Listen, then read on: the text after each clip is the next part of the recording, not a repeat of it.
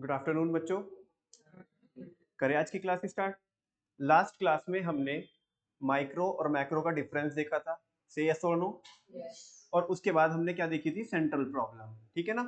Central problem का मैंने आपको जो एक बेसिक टेक्स्ट है वो पढ़ाया था, उसके क्या क्या नाम होते हैं वो पढ़ाया था मैंने, और सेंट्रल प्रॉब्लम कौन कौन सी होती है उसको क्रैक कर लिया था हमने, टेक्स्ट पढ़ना बाकी था। ठीक है ना। किसी भी इकोनॉमी के सामने तीन सेंट्रल प्रॉब्लम होती है जनरली, एक चौथी भी होती है वो बताऊंगा मैं आपको। पहली होती है व्हाट टू प्रोड्यूस, दूसरी होती है हाउ टू प्रोड्यूस, और तीसरी होती है फॉर होम टू प्रोड्यूस।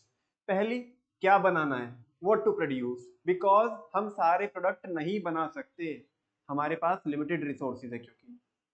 दूसरा, हाउ टू प्रोड्यूस, कैसे बनाना है, हमें मैनुअली बनाना है, लेबर को यूज करके या टेक्नोलॉजी को यूज करके प्रोड्यूस करना है। और तीसरा, क्योंकि सबके लिए नहीं बना सकते, हर एक कस्टमर के लिए हम प्रोडक्शन नहीं कर सकते, so we have to decide for whom to produce, whether to produce for price sensitive customer और for quality sensitive customer. Say yes और नो। चलो देखते हैं, आज फर्स्ट वाली प्रॉब्लम देखते हैं, what to produce. This problem has two dimensions, इसमें हमें दो चीजें देखनी है। ठीक है ना। एक तो क्या बनाना है और दूसरा कितना बनाना है।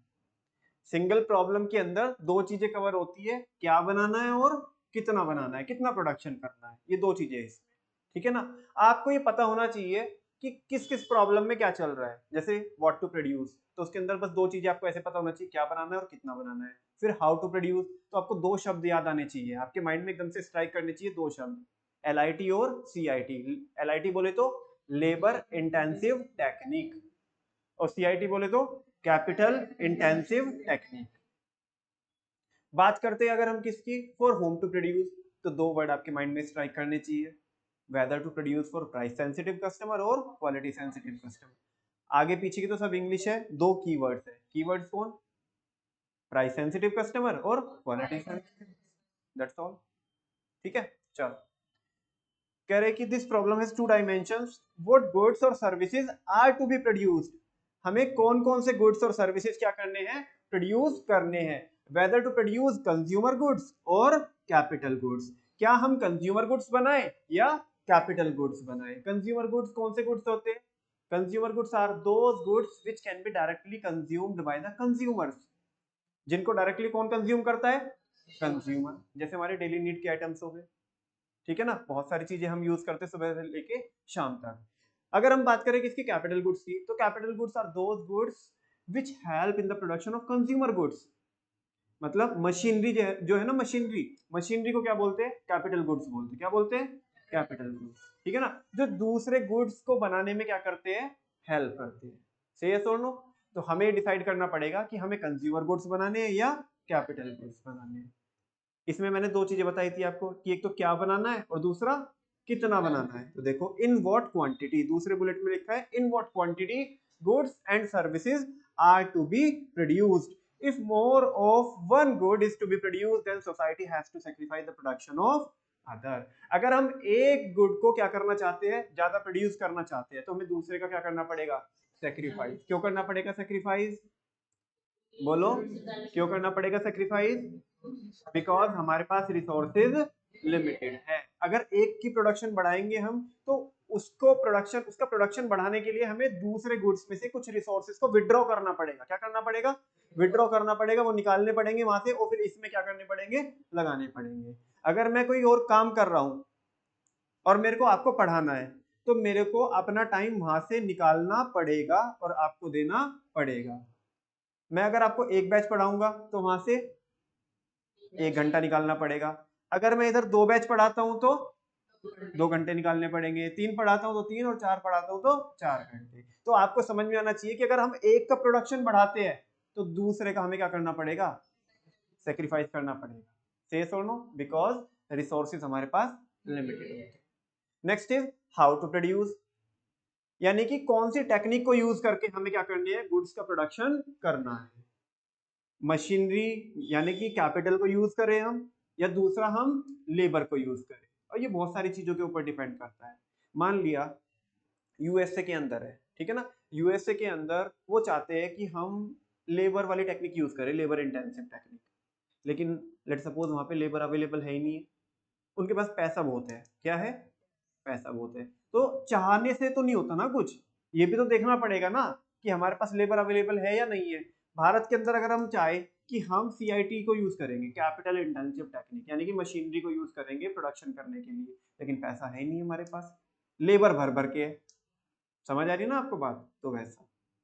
अच्छा, फिर प्राइसेस भी देखने पड़ेंगे कि मशीनरी आती कितने में है, कहीं लेबर के जो रेट है वो महंगे तो नहीं है in comparison to machinery.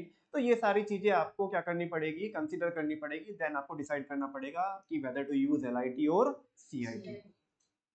Text देखो इसका, it refer to the selection of techniques of production. मुझे समझ में नहीं आया क्या बोला इसमें। यहाँ पे क्या करना है, हमें सेलेक्ट करना है, किसको सेलेक्ट करना है? टेक्निक्स ऑफ प्रोडक्शन को। This problem reveals two fact, यहाँ पे भी दो फैक्ट है, ठीक है ना? क्या क्या? Society has to decide whether to use, अभी ऊपर भी आया था वर्ड सोसाइटी। यहाँ पे बच्चों बताओ मैं आपको, ये जो सोसाइटी है ना, सोसाइटी, सोसाइटी कौन है यहाँ पे? इसके लिए मैंने एक टर्म बताई थी आपको सबसे शुरू में,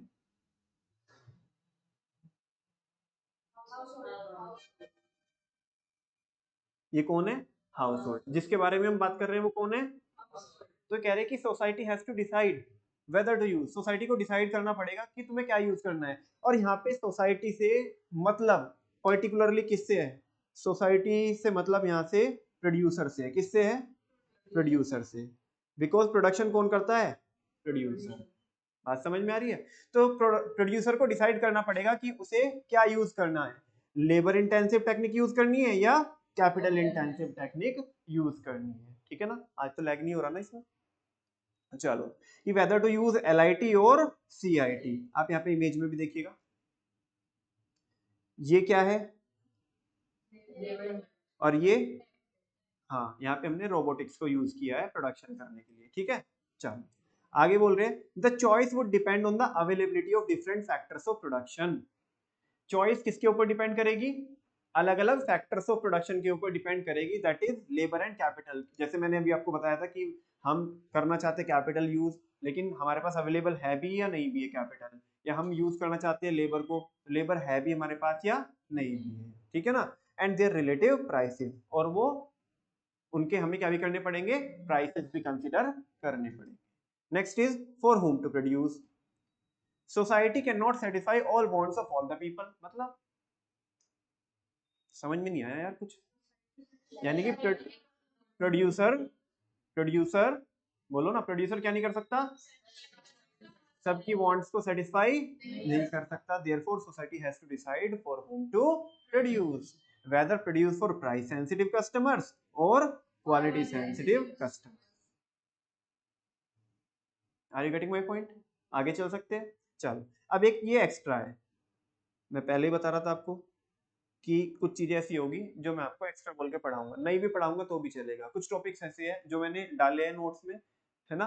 वो इसलिए कि आप सीयूटी में बाद में भी पढ़ सको, लेकिन उनमें से कुछ मैं पढ़ा दूंगा, कुछ नहीं पढ़ाऊंगा। ठीक है ना? जो मुझे लगता है कि जरूरी है वो पढ़ाऊंगा, जो नहीं लगता कि ये जरूरी नहीं है वो नहीं पढ़ाऊंगा। ठीक है? क्योंकि अननेसेसरली काहे को लोड देना तुम्हारे माइंड पे। Next is what provisions are to be made for the future economic growth. देखो, ये बात ऐसी है कि ये पॉइंट बात करता है सस्टेनेबल डेवलपमेंट की। किसकी बात करता है? Sustainable development. आज हमें जितने रिसोर्सेज मिले हैं, क्या हमें वो सारे रिसोर्सेज खत्म कर देने चाहिए करंट कंजप्शन के लिए? अगर आप ऐसा करोगे तो आने वाली जनरेशन आपको गाली देगी कि नहीं देगी? हम्म? मान लिया, चलो ठीक है, आजकल इंस्टाग्राम का जमाना है। किसका जमाना है? इंस्टाग्राम का जमाना है। और तुम होली खेल रहे हो, बढ़िया, कोई दिक्कत वाली बात नहीं, बढ़िया खेलो, पानी से भी खेलते हो, खेलो, ठीक है ना? लेकिन एक, हर एक चीज की लिमिट होती है। अब मान लिया तुम पानी से खेलते जा रहे हो, खेलते जा रहे हो, खेलते जा रहे हो, सुबह से लेकर शाम तक खेलते जा रहे हो, समझ में आ रही बात? साथ में वीडियो भी बना रहे हो और फिर इंस्टाग्राम पे भी डाल रहे हो, तो समझो 30 साल बाद, 40 साल बाद जब तुम्हारे बच्चे देखेंगे, मान लिया 40 साल बाद पानी की क्या हो गई, कमी हो गई, ठीक है ना? और उन्हें बेचारों को एक एक बॉटल भी बड़ी मुश्किल से मिलती है पीने के लिए, और गलती से तुम्हारा अकाउंट खुल गया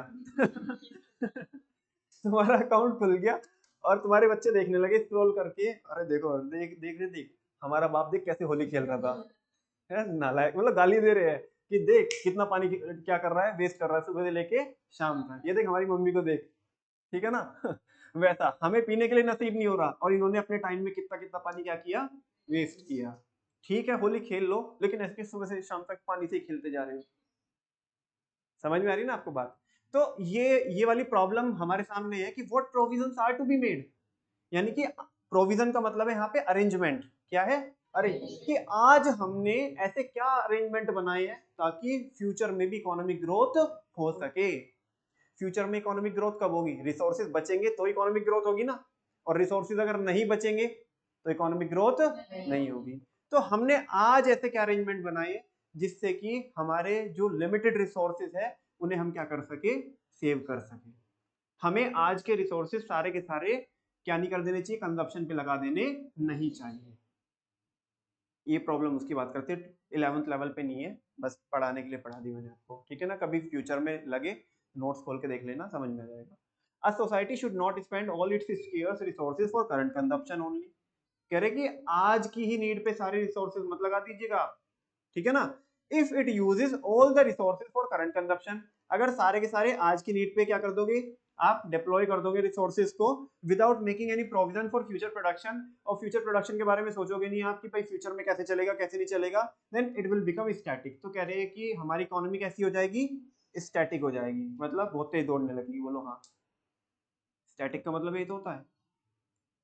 स्टैटिक का मतलब बताया तो था आपको, स्टैटिक का मतलब होता है रुक जाना, ब्रेक लग जाना। हमारी इकोनॉमी पे क्या लग जाएंगे, ब्रेक लग जाएंगे। क्यों लग जाएंगे ब्रेक, अरे भाई जब रिसोर्सेज नहीं बचेंगे तो ब्रेक ही तो लग जाएंगे। And lead to a decline in the standard of living, और इससे हमारा जो लिविंग स्टैंडर्ड है आने वाली जनरेशन का वो क्या हो जाएगा, डाउन में चला जाएगा, डाउन हो जाएगा। मैं वही तो बता रहा हूँ आपको, देखो यहाँ पे इंग्लिश में लिखा है, मैंने आपको हिंदी में बोल के बताया कि जब आज से 20 साल बाद 30 साल बाद आपके बच्चे आपकी इंस्टाग्राम अकाउंट खोल के देख रहे होंगे, प्रोफाइल खोल के देख रहे होंगे, तो वो ये तो बोलेंगे देखो हमारे को तो पीने के लिए पानी नहीं मिल रहा है, देखो कितना मस्ती कर रहे हैं, ठीक है ना। तो लिविंग स्टैंडर्ड क्या हो जाएगा, डाउन हो जाएगा। थोड़ी देर पानी ना आए, थोड़ी देर लाइट ना आए, तुम्हारी बॉडी के अंदर कुछ कुछ होता है। समझ में आ रही है आपको बात। अभी यहाँ पे बैठे हो ना आप, तो ठीक है कुछ कुछ होता है, बताओ कैसे, क्योंकि आप इंटरनेट से दूर हो, मोबाइल से दूर हो। अभी थोड़ी देर आपके हाथ में मोबाइल हो, जस्ट 10 सेकंड के लिए इंटरनेट ना चले, 10 बार तो तुम ऐसे रिफ्रेश कर करके देखते हो। समझ आ रही है आपको बात, ठीक है। और अगर सारे रिसोर्सेज हम आज ही वेस्ट कर देंगे तो फ्यूचर सोच लो कि नेक्स्ट जनरेशन का क्या होने वाला है, तुम्हें गाली सुननी है कि नहीं सुननी है बस। तो कहते हैं society has to decide how much saving and investment. अब तुम बोलोगे इस प्रॉब्लम का इकोनॉमिक्स से क्या मतलब है, बेटा आज हमें क्या करना पड़ेगी, सेविंग करनी पड़ेगी। क्या करनी पड़ेगी, रिसोर्सेज की हमें सेविंग करनी पड़ेगी। और अगर बात करते हैं हम मॉनेटरी रिसोर्सेज की, तो हमें उन्हें क्या भी करना पड़ेगा, इन्वेस्ट भी करना पड़ेगा। क्या करना पड़ेगा, इन्वेस्ट करना पड़ेगा, ठीक है ना। क्यों करना पड़ेगा इन्वेस्ट, ताकि आज जो रिसोर्सेज का लेवल है वो क्या हो जाए, इन फ्यूचर इंक्रीज हो जाए, इन्वेस्टमेंट पे क्या आए, रिटर्न आए। और खाली इन्वेस्टमेंट इस मतलब अगर मैंने बोल के बोला है कि फंड्स के लिए इन्वेस्टमेंट करनी है, तो खाली ऐसा मतलब नहीं है यहाँ पे, हमें अदर चीजों में भी क्या करनी है, इन्वेस्टमेंट करनी है। कैसे, लेट सपोज आज बहुत ज्यादा क्या हो रहा है, टेम्परेचर अर्थ का क्या हो रहा है, बहुत इंक्रीज हो रहा है, ठीक है ना। आप देख ही रहे हो 45 to 50 के बीच में रहता है, सही सुनो। अच्छा, तो हमें इन्वेस्टमेंट करना है कि हमें सैपलिंग्स लगाने, क्या लगाने हैं, सैपलिंग्स लगाने हैं, ताकि वो आने वाले 10 साल में 20 साल में है ना बड़े पेड़ बने और क्या करे, ऑक्सीजन क्या करे, स्प्रेड करे। सही सुनो, तो ये भी एक टाइप की क्या है, इन्वेस्टमेंट है। उसके लिए आज हमें सेव करना पड़ेगा ना, सेव करके इन्वेस्टमेंट करनी पड़ेगी। क्या करनी पड़ेगी, इन्वेस्टमेंट करनी पड़ेगी, ताकि फ्यूचर वाली जो जनरेशन है उनको भी वो रिसोर्सेज अवेलेबल हो जाए जिनको आज हम एंजॉय कर रहे हैं, ठीक है। वैसा इतनी बात समझ में आती है, चलो।